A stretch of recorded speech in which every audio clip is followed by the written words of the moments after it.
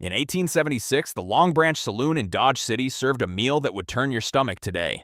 The seventh on this list was eaten by Dub Wyatt Earp himself, and food historians say it tasted like chewing a boot left in the sun. The 14th was so dangerous to prepare that cooks lost fingers making it.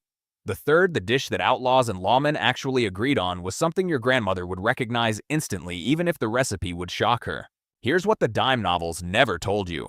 The Wild West was not just gunfights and gambling. It was hunger, real grinding bone-deep hunger that made men eat things no Hollywood script would dare put on screen.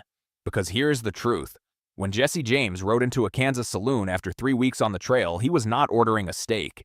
He was eating whatever was on that free lunch counter, the same as the sheriff who would eventually come looking for him. These 25 meals shaped the West as much as any six-shooter.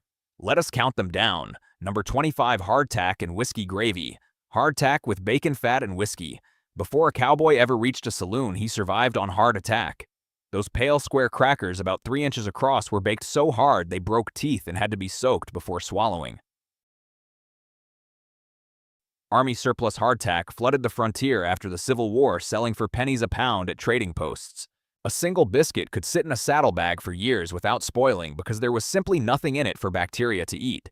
The saloon version took this miserable staple and transformed it. Bartenders and cooks crumbled hardtack into pans of rendered bacon fat, poured in cheap rotgut whiskey instead of milk, and stirred until the whole mess turned into a pale alcoholic paste. Men ate it standing at the bar, scraping the pan with their knives. It cost almost nothing. It soaked up liquor. And after a month on the trail eating nothing but saddle jerky, it tasted like paradise. Number 24, pickled eggs.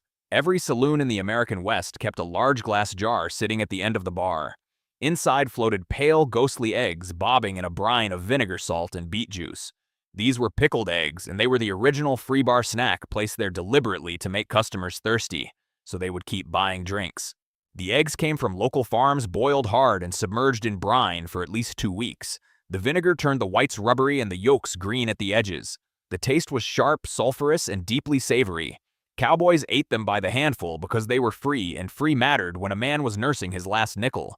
A jar held about 40 eggs. On a busy Saturday night in Abilene, the whole jar was gone by midnight.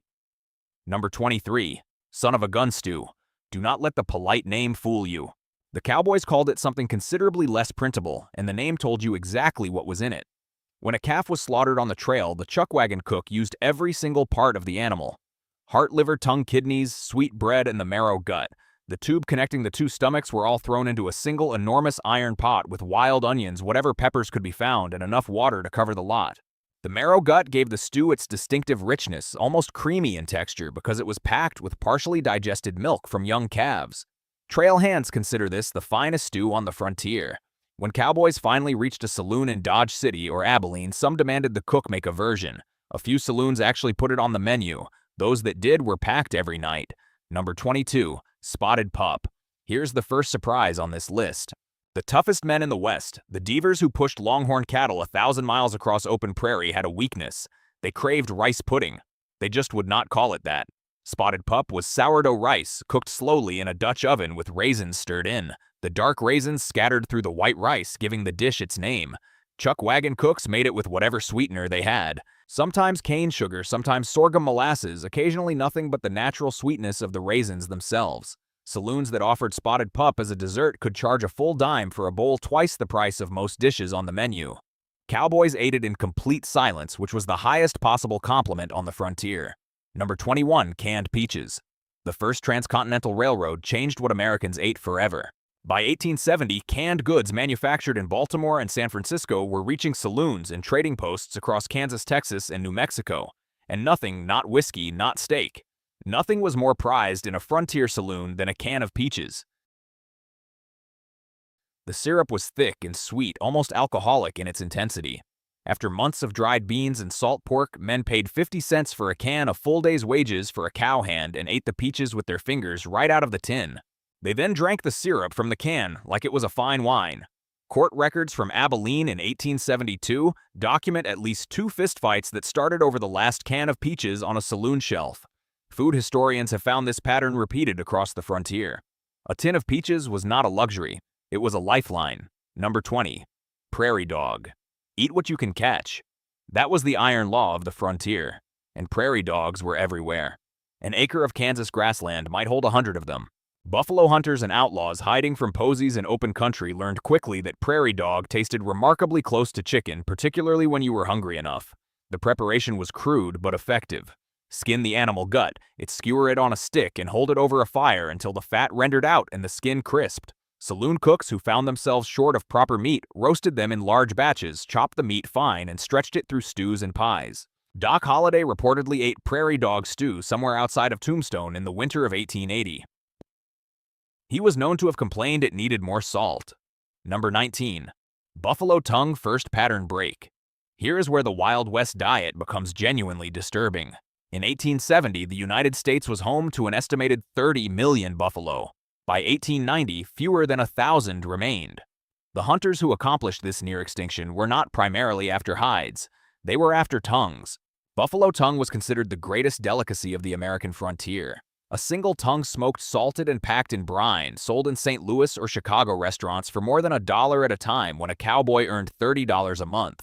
Saloon kitchens in Wichita and Abilene served roasted buffalo tongue, sliced thin with mustard and pickled vegetables. The meat was rich, deeply marbled, and more tender than any other cut on the animal. Wyatt Earp, who worked as a buffalo hunter before he became a lawman, stated in his memoirs that tongue was the finest meat he ever tasted. Millions of animals were slaughtered specifically so the rest of us could agree with him. Number 18. Mulligan stew. Every saloon had a pot on the back of the stove that never entirely emptied. This was the mulligan, a perpetual stew made from whatever came through the door. Bones from the previous night's roast vegetable trimmings, leftover beans, and the occasional piece of game brought in by a hunter looking to trade food for drink. Nothing went in the garbage. Everything went in the pot. The mulligan was the free lunch counter's main attraction.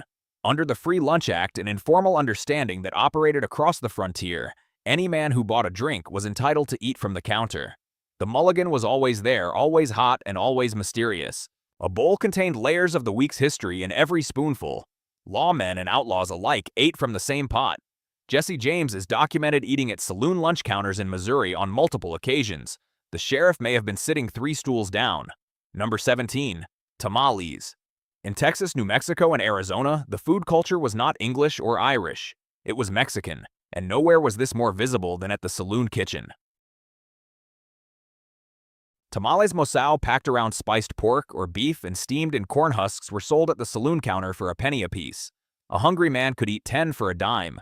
Female vendors, many of them Mexican or Tejana women, sold tamales from baskets outside saloon doors, sometimes pushing carts through the saloon itself. Billy the Kid grew up eating tamales in the silver mining towns of New Mexico. Pat Garrett, the sheriff who eventually tracked him down, almost certainly ate from the same vendors. Tamales were food that crossed every line in the West racial legal economic. The husks got dropped on saloon floors and swept out with a sawdust at closing time. Number 16. Vinegar pie. Second pattern break. When you have no lemons, no fresh fruit of any kind, and you still need to make a pie that will not kill your customers, you make vinegar pie. This sounds like a punishment. It was actually a triumph of frontier ingenuity. The filling combined eggs, sugar butter, and cider vinegar in proportions that balanced sharp against sweet. Baked in a short crust pastry, the result set firm and golden tasting, startlingly similar to lemon curd, the vinegar mimicking citrus acid in every way. Saloon cooks across Kansas and Missouri kept this in their repertoire through the 1870s and 1880s. The ingredients were cheap, stable, and available year-round. Cowboys who ate it for the first time genuinely could not identify the key ingredient. Saloon owners who revealed the recipe were sometimes accused of serving prison food.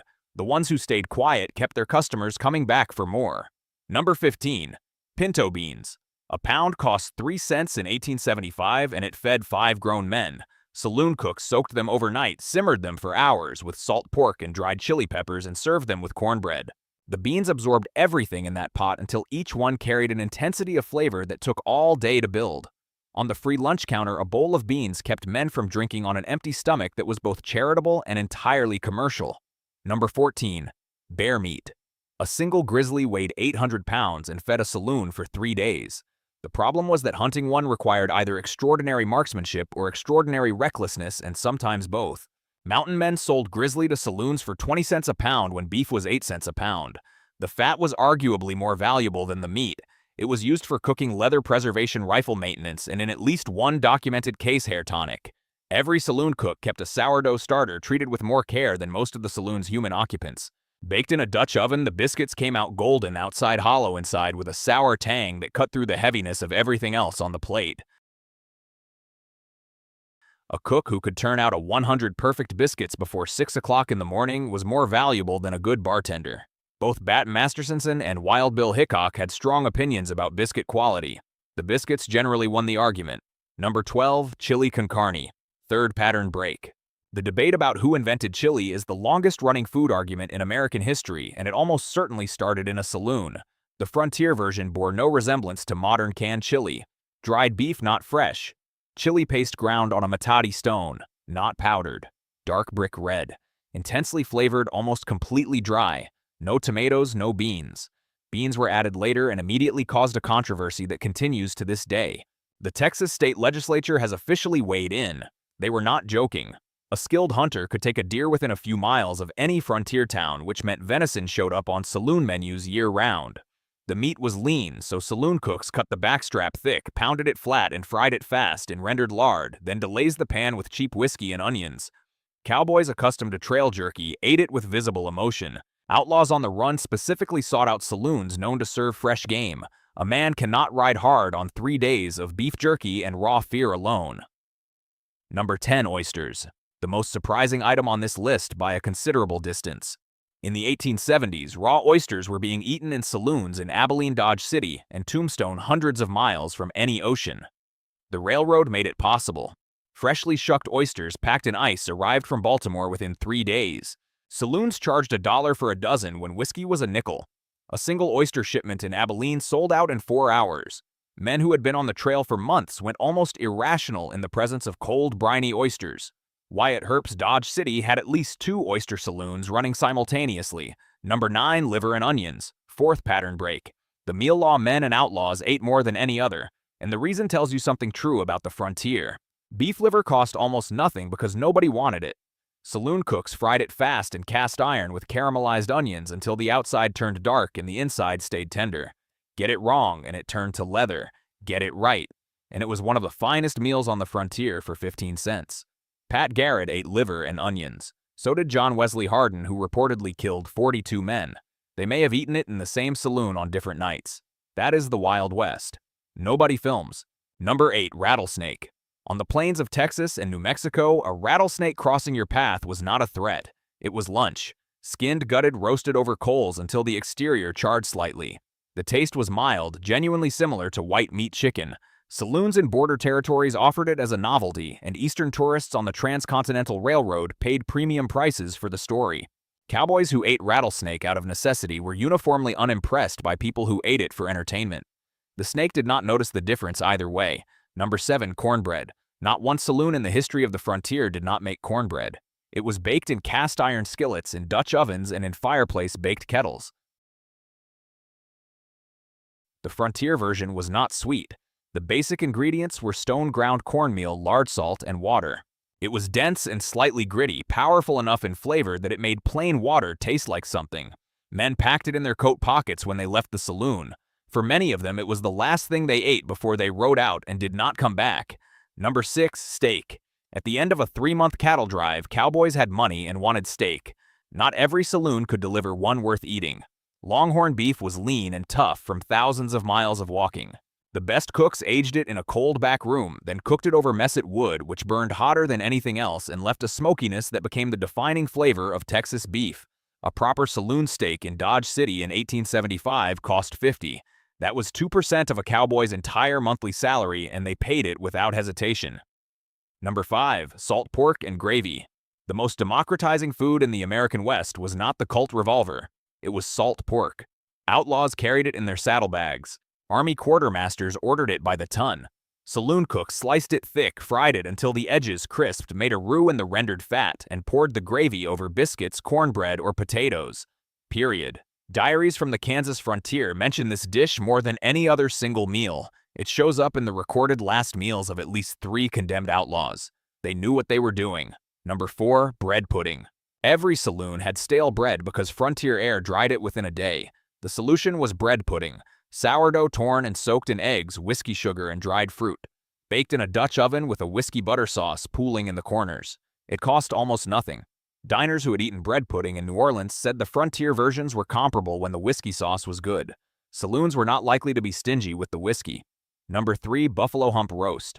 The meal that Wyatt Earp and the man he was hunting would both have agreed was the greatest thing on the frontier.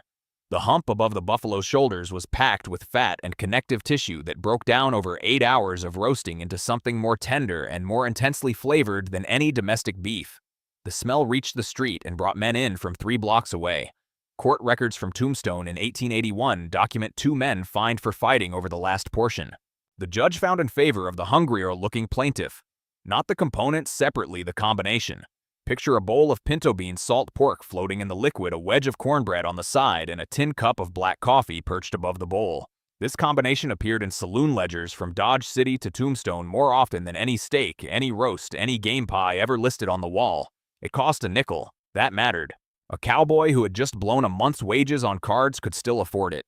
A deputy who had been awake for 30 hours could eat it in 5 minutes with one hand still resting near his holster. A drifter with no bed, no family, and no luck could buy that bowl and for 10 quiet minutes feel like the world had not entirely turned against him. That is what made it number 2. Not elegance, not rarity, not prestige, reliability. The beans were cheap, but they were not treated cheaply. They had to be soaked. They had to be watched. The pork had to give up its salt and fat slowly so the broth thickened into something dark and comforting. The cornbread was not there for decoration. It was there to break apart into the bowl, to soak up what was left, to make sure nothing worth eating stayed behind. And the coffee, black enough to look like tar in a tin cup, did the final piece of work. It cut through the grease, cleared the head, and put a man back on his feet. Miners ate this. Teamsters ate this.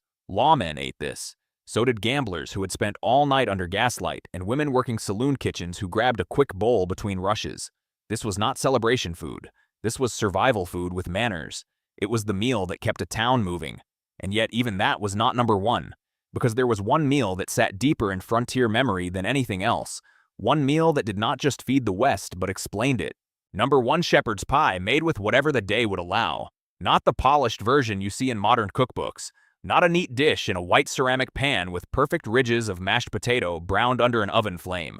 The saloon version was rougher than that, humbler than that, and more honest than that. It began with leftovers because the frontier wasted nothing. Roast mutton if you had it. Beef scraps if you did not, sometimes rabbit, sometimes turkey from a local farm, sometimes a mixture so uncertain that asking too many questions was considered bad manners.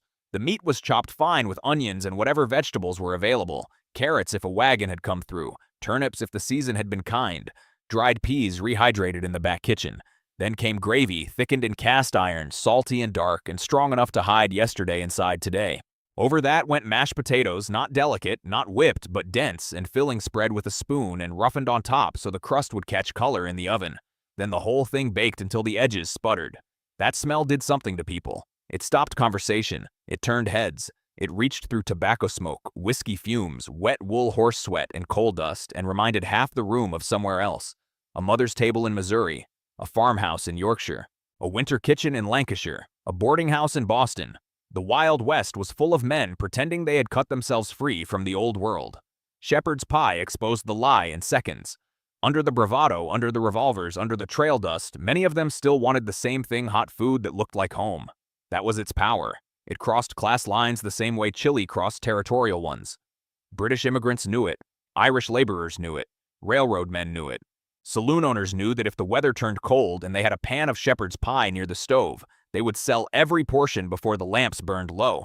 It filled the room with the kind of smell that made even a careful man spend money faster than intended, and the frontier had endless use for dishes like that, because contrary to the legend, most people in the West were not living cinematic lives. They were not dueling at noon, or robbing trains, or delivering speeches with a hand hovering over a colt. They were working, hauling timber, digging ditches, riding fences, driving cattle, cleaning tack, loading freight, building depots, cooking for 20 men with 3 pots and not enough flour. The foods that lasted were the foods that understood labor. They had to be cheap enough, heavy enough, forgiving enough, and familiar enough to quiet a room full of exhausted people. Shepherd's pie did all of it. The potatoes stretched the meat. The gravy hid inconsistency. The crust on top gave texture. The filling underneath carried every bit of animal fat and flavor the cook could salvage. A good saloon cook could turn scraps into loyalty with one pan of it. A bad cook could still turn scraps into supper. That matters more than modern diners tend to admit. On the frontier, the best dish was rarely the fanciest. It was the one that could be made again tomorrow. There are accounts from cattle towns describing men arriving late long after the best cuts were gone and still asking whether any pie remained. Not fruit pie, not sweet pie, meat pie, cottage pie, shepherd's pie. Whatever name the place used, everybody knew the dish. Everybody understood the promise. Hot, thick, filling, worth the coin. And unlike a steak, it did not require pride. A man could eat it quickly, quietly, cheaply. He did not need a knife worth sharpening or teeth in perfect condition or enough money to make a show of himself. He only needed hunger. The West never lacked that. So if you want the food that best captures old British everyday cooking as it survived, adapted, and endured in harder places, this may be the one. Not because it was glamorous, because it was resilient. It could travel. It could change. It could absorb new meats, new vegetables, new conditions, and still remain recognizably itself. That is exactly what frontier food had to do. And that, in the end, is the real story behind lists like this. Not weirdness for its own sake. Not shock value. Not just rattlesnake and prairie dog and things floating in jars at the end of a bar. The real story is that ordinary food survives extraordinary times. Recipes cross oceans. Poor people preserve them. Cooks improvise. Ingredients disappear. New ones take their place. The dish changes shape but not purpose. It still has to comfort. It still has to stretch. It still has to feed people who cannot afford romance. That is why these meals matter. They tell you what people feared, what they missed, what they could afford, and how much work stood behind a single plate set down on rough wood. They tell you that hunger is one of the great forces of history, and that most civilizations are held together not by speeches, but by cooks making something edible out of what looked like too little. So when you picture the old frontier, do not just picture pistols and poker chips. Picture steam rising from a chipped bowl. Picture bacon fat shining on beans. Picture coarse cornbread crumbling into broth. Picture a pan of shepherd's pie scraped nearly clean before the hour is out. That is the West people actually lived in. And honestly, that world tastes a lot more real than the one in the movies.